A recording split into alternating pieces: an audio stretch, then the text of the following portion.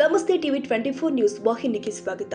ಕೊಪ್ಪಳ ಜಿಲ್ಲೆಯ ಯಲಬುರ್ಗಾ ತಾಲೂಕಿನ ಹಿರೇಮ್ಯಾಗೇರಿ ಗ್ರಾಮ ಪಂಚಾಯಿತಿಯ ಪಂಚಾಯಿತಿ ಅಭಿವೃದ್ಧಿ ಅಧಿಕಾರಿ ಮೇಲೆ ಹಲ್ಲೆ ನಡೆದ ಘಟನೆ ಫೆಬ್ರವರಿ 27ರಂದು ಗ್ರಾಮ ಪಂಚಾಯಿತಿ ಸಭಾಂಗಣದಲ್ಲಿ ನಡೆದಿದೆ.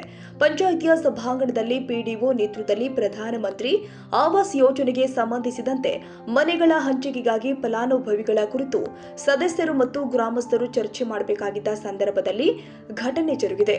ಪಂಚಾಯಿತಿಯ ಸಭಾಂಗಣದಲ್ಲಿ ಪಿಡಿಒ ನೇತೃತ್ವದಲ್ಲಿ ಪ್ರಧಾನಮಂತ್ರಿ ಆವಾಸ್ ಯೋಜನೆಗೆ ಸಂಬಂಧಪಟ್ಟಂತೆ ಮನೆಗಳ ಹಂಚಿಕೆ ಮತ್ತು ಫಲಾನುಭವಿಗಳ ಆಯ್ಕೆ ಕುರಿತು ಸದಸ್ಯರು ಮತ್ತು ಗ್ರಾಮಸ್ಥರು ಚರ್ಚೆ ಮಾಡ್ತಾ ಇದ್ದ ಸಂದರ್ಭದಲ್ಲಿ ಘಟನೆ ಸಂಭವಿಸಿದೆ.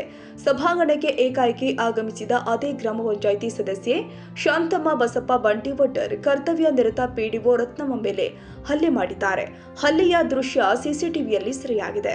ಇನ್ನು ಸ್ಥಳೀಯರೊಬ್ಬರಿಗೆ ನಿವೇಶನದ ಉತ್ತಾರವನ್ನ ನೀಡದಂತೆ ಕಳೆದ 1 ವರ್ಷದಿಂದ ಸದಸ್ಯೆ ಶಾಂತಮ್ಮ ಮತ್ತು ಪುತ್ರ ಭೀಮೇಶ್ ಪಿಡಿಒ ರತ್ನಮ್ಮಗೆ ತಾಕೀತು ಮಾಡಿದ್ರು.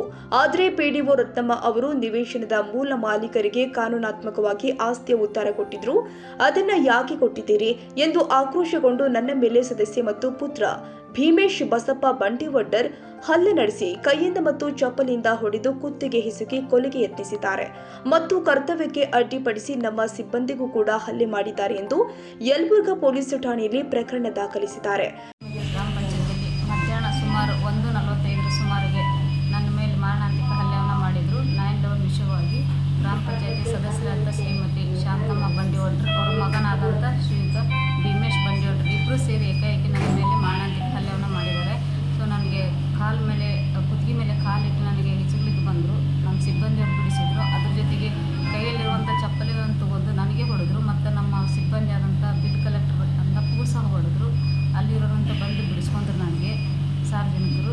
ಸೊ ಈ ಘಟನೆ ಒಂದೇ ಸಲ ಅಲ್ಲ, ಇದು 3 ಸಲ ಹಿರೇಮೆಗೆಯಲ್ಲಿ ಈ ಥರ ಆಗ್ತಾ ಇರೋಕತ್ತು. ಸೊ ಹಿಂಗಿದ್ದ ಪಿಡಿಯೋರ್ನು ಇಬ್ಬರು ಆಲ್ರೆಡಿ ಹೊಡ್ಸ್ಕೊಂಡಿದ್ದಾರೆ. ಕಟ್ಟಿಮನಿ ಸರ್ ಇರ್ಬೋದು, ಮೂಲೆಮನಿ ಸರ್ ಇರ್ಬೋದು. ಈಗ ನನಗೆ 3 ಜನರಿಗೆ ಆಯಿತು ಹಿಂಗೆ ಆಗಲಿದೆ ಮೆಗೇರಿಯಲ್ಲಿ. ಸೊ ನಮಗೆ ಯಾವುದೇ ರೀತಿ ನಮ್ಮ ಜೀವಕ್ಕೆ ರಕ್ಷಣೆ ಅನ್ನೋದಿಲ್ಲ. ಅಲ್ಲಿ ನಾವು ಕೈಯಲ್ಲಿ ಜೀವ ಹಿಡ್ಕೊಂಡು ಕೆಲಸವನ್ನು ನಿರ್ವಹಿಸಬೇಕಾಗತ್ತೆ. ಪ್ರತಿದಿನವೂ ಹಿಂಗೆ ಜಗಳ ಆಗ್ತಾ ಇರುತ್ತೆ. ಅದನ್ನು ನಾನು ನಿಭಾಯಿಸ್ಕೊಂಡು ಇಷ್ಟು ದಿನ ಬಂದಿದ್ದೀನಿ. ಆದರೆ ಇವತ್ತು ಎಲ್ಲರೂ ಇದ್ರೂ ಸಹ ಬಂದು ನಮಗೆ ಇಲ್ಲಿ ಮಾರಣಾಂತಿಕ ಹಲ್ಲೆಯನ್ನು ಮಾಡಿದ್ದಾರೆ.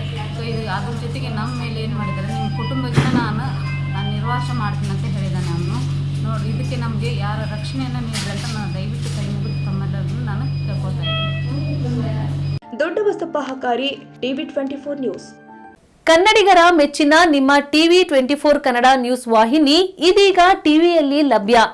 ಕರ್ನಾಟಕ ಮತ್ತು ದೇಶ ವಿದೇಶದ 360 ಡಿಗ್ರಿ ಸುದ್ದಿ ಹಾಗೂ ಉತ್ತರ ಕರ್ನಾಟಕ, ಬೆಳಗಾವಿ, ಬಾಗಲಕೋಟೆ, ಧಾರವಾಡ, ಹಾವೇರಿ, ಗದಗ, ಬಿಜಾಪುರ ಜಿಲ್ಲೆಯ ಕ್ಷಣ ಕ್ಷಣದ ವಿವರವನ್ನ ಪಡೆಯುವುದಕ್ಕೆ ಟಿವಿ 24 ಕನ್ನಡ ನ್ಯೂಸ್ ವಾಹಿನಿಯನ್ನ ಲೈಕ್ ಮಾಡಿ, ವಿಡಿಯೋಗಳನ್ನ ಶೇರ್ ಮಾಡಿ, ಕಮೆಂಟ್ ಮಾಡುವ ಮೂಲಕ ನಮ್ಮ ವಾಹಿನಿಗೆ ಸಹಕಾರ ನೀಡಿ ಮತ್ತು ಚಾನೆಲ್ ಅನ್ನ ಸಬ್ಸ್ಕ್ರೈಬ್ ಮಾಡಿ. Thank you.